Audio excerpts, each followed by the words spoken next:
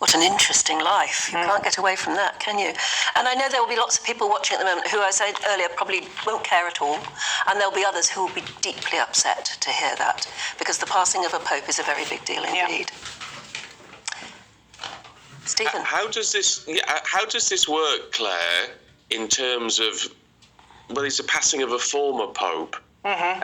So how is this all now likely to work in terms of what happens next?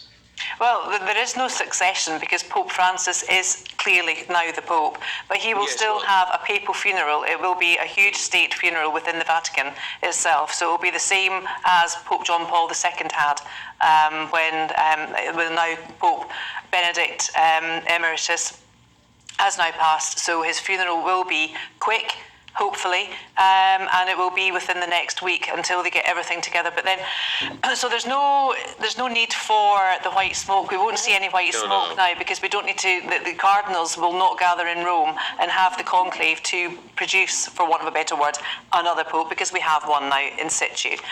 So it will be basically the funeral of Pope Benedict, the 18th, I think. Don't you think that's extraordinary in itself? Because for the first time, we will see a living pope presiding over the funeral of a dead one. Yeah. That's probably the first time. And all the popes are buried under the Sistine Chapel in St. Peter's, near the grave of St. Peter. And I'll tell you, if you ever go to Rome, I'd absolutely, honestly, the feeling that you get when you go down those steps and you see the grave of now Saint John Paul, because he was beatified, he's now a saint.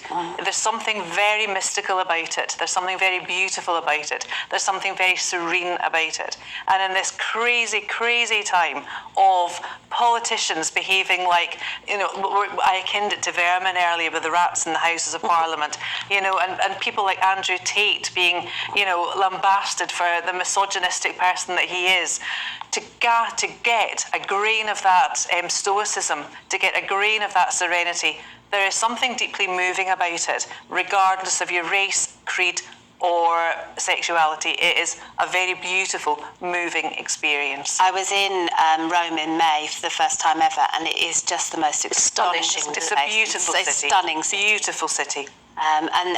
Going to the Sistine Chapel and the Vatican, you can't help but be moved by it, no matter what, as you say, no matter what your creed is or is not. It's a deeply moving experience. I mean, we're looking at live pictures from Rome right now, but I imagine over the next week or so, there's going to be gatherings of people from all over the world who will want to pay their respects and be there, won't they? They'll want to be there for what will be an enormous state funeral. Yeah. It's a remarkable turn of events, actually, even though we knew it was on its way. And Claire, Emma, thank you both